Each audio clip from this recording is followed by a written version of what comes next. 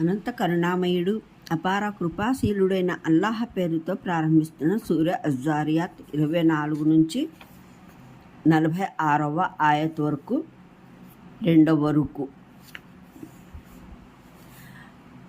ప్రవక్త ఇబ్రాహీం వద్దకు వచ్చిన గౌరవనీయ అతిథుల గాథ నీకు అందిందా? వారు అతని ఇంటికి వచ్చినప్పుడు మీకు సలాములు అని పలికారు. అతను బదులుగా పలికాడు, మీకు సలాములు. ఏదో చేయిస్తుల్లా ఉన్నారు అని. ఆ తర్వాత అతను మెల్లగా తన ఇంటివారల వద్దకు వెళ్ళాడు. ఒక లావుపాటి దూడను తెచ్చి అతిథుల ముందు ఉంచాడు. మీరు తినటం లేదేమిటి అని అతను అడిగాడు. ఆ తర్వాత అతను లోలోనే భయపడ్డాడు. వారు భయపడకండి అని అన్నారు. ఇంకా అతనికి ఒక జ్ఞాన సంపన్నుడైన కుమారుని జననం గురించి శుభవార్తని వినిపించారు. ఇది విని అతని భార్య బిగ్గరగా అరుస్తూ ముందుకు వచ్చింది.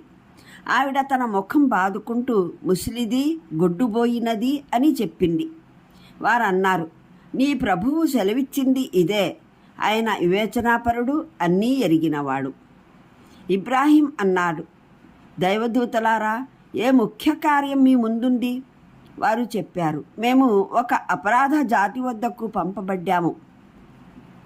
దానిపైన కాలిన మట్టిరాళ్లు కురిపించాలని ఇవి మీ ప్రభువు సన్నిధిలో హద్దులు మీరిపోయే జనులకు గుర్తు చేసి పెట్టినవి.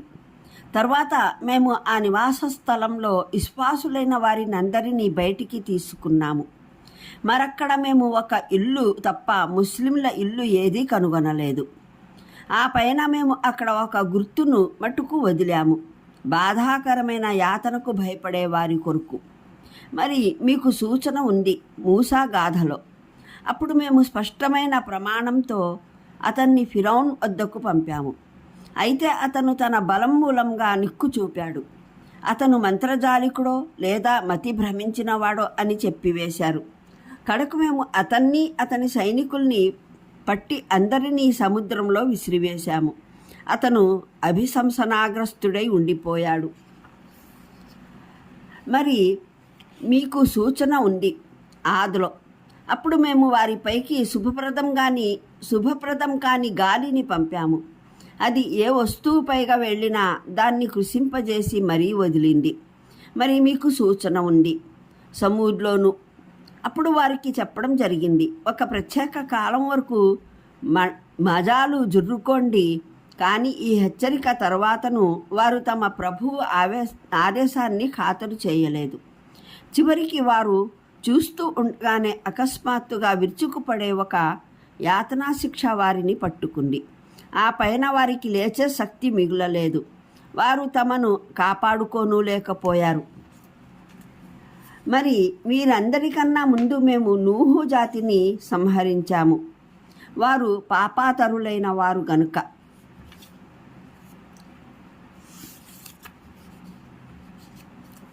ఇరవై 21వ వివరణ.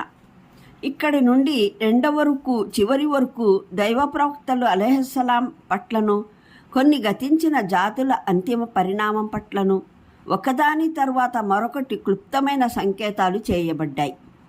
వీటి ద్వారా 2 విషయాలు మనోగతం చేయడం ఉద్దేశం.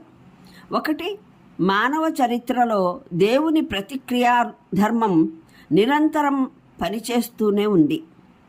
అందులో సదాచారులకు బహుమానం ఇచ్చే, అత్యాచారులకు శిక్ష విధించే దృష్టాంతాలు క్రమం తప్పకుండా కానవస్తాయి.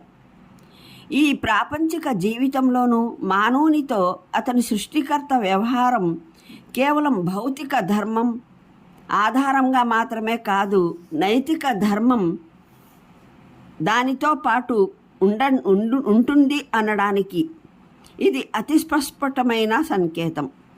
విశ్వ సామ్రాజ్య నైజం ఇదే. అలాంటప్పుడు భౌతిక శరీరంలో ఉంటూ నైతిక ఆచరణల అవకాశం ఇవ్వబడిన సృష్టి మానవుని పట్ల కేవలం జంతురాశి వృక్షరాశిలా భౌతిక ధర్మం ఆధారంగా వ్యవహరించడం సరైనది కాదు. నైతిక ఆచరణల మీద నైతిక ధర్మం కూడా విధించడము జరగాలి. అటువంటి సందర్భంలో ఈ సామ్రాజ్యంలో ఒక సమయం తప్పక రావడం అవసరం. ఈ భౌతిక ప్రపంచంలో మానవుని పని పూర్తి అయిన తరువాత కేవలం నైతిక ధర్మం ప్రకారం అతని నైతిక ఆచరణల ఫలితాలు పూర్తిగా వెల్లడి కావలసి ఉంటుంది.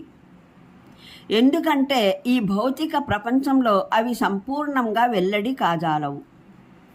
ఈ చారిత్రక సంకేతాల ద్వారా మనోగతం చేయబడిన రెండవ విషయం, ఏ జాతుల ప్రజలైతే దైవ ప్రవక్తల అలైహిస్సలాంల మాటను వినలేదో తమ జీవిత వైఖరి అంతా దేవుని ఏకత్వం, దైవ మార్గదర్శకత్వం, పరలోక విశ్వాసాల తిరస్కారం ఆధారంగా ఏర్పరచుకున్నారో వారు చివరికి వినాశానికి అర్హులైపోయారు. చరిత్రలో ఈ నిరంతర అనుభవం ఈ విషయానికి సాక్ష్యంగా ఉండి ప్రవక్తల ద్వారా పంపబడిన దేవుని నైతిక ధర్మం దాని ప్రకారం పరలోకంలో జరగనున్న మానవ ఆచరణల పరీక్ష అశాంతం సత్యం ఆధారంగా ఏర్పడింది. ఏ జాతి అయినా ఈ ధర్మాన్ని కాదని తన్ను తాను బాధ్యతాహీనంగా సమాధానం చెప్పుకునే అవసరం లేదని ప్రపంచంలో తన వైఖరిని నిర్ణయించుకుందో అది నేరుగా వినాశం వైపునకే పోయింది. ఈ గాథ దివ్య ఖురాన్లో 3 చోట్ల మొదటే గతించింది చూడండి. ఖురాన్ అవగాహనం సంపుటి 3:11, హూద్ 69:73, సంపుటి 4:15, అల్-హిజ్ర 51:60, సంపుటి 6:29, అల్-అన్కబూత్ 31:32. పూర్వాపరాలను బట్టి ఈ వ్యాఖ్యానికి 2 అర్థాలు సాధ్యమే. ఒకటి, హజరత్ ఇబ్రాహీం అలైహిస్సలాం స్వయంగా ఆ అతిథుల్ని సంబోధించి మిమ్మల్ని మునిపెన్నడూ కలుసుకునే భాగ్యం ప్రాప్తం కాలేదు, బహుశా మీరు ఈ ప్రాంతానికి క్రొత్తగా విచ్చేసినట్లుంది అని అన్నారు. రెండవది, వారి సలాంకు సమాధానం చెబుతూ మహానీయ ఇబ్రాహీం తన మనసులో ఈ మాటలు అనుకున్నారు.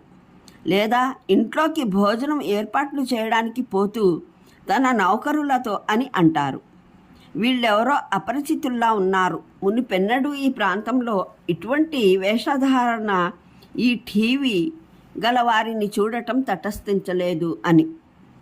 అంటే తన అతిథులకు నేను మీ కొరకు భోజనం ఏర్పాట్లు చేస్తాను అని చెప్పలేదు. వారిని కూర్చోబెట్టి గమ్మున భోజనం ఏర్పాటు చేయడానికి వెళ్ళిపోతారు. అతిథులు మొగమాటంతో ఈ శ్రమ దేనికి అని అనకుండా ఉండాలన్న భావంతో. హూద్ సూరాలో ఇజ్లిన్, హనీజిన్, వేయించిన లేదూడా అనే పదాలు ఉన్నాయి. ఇక్కడేమో ఆయన బాగా వెతికి బాగా బలిసిన దూడను వేయించారనే పదాలు ఉన్నాయి. అంటే వారి చేతులు భోజనంపైకి మరలకపోగా మహానీయ ఇబ్రాహీం అలైహిస్సలాం మనసులో భయం పుట్టుకు వచ్చింది. ఈ భయానికి కారణం అపరిచితులైన ప్రయాణికులు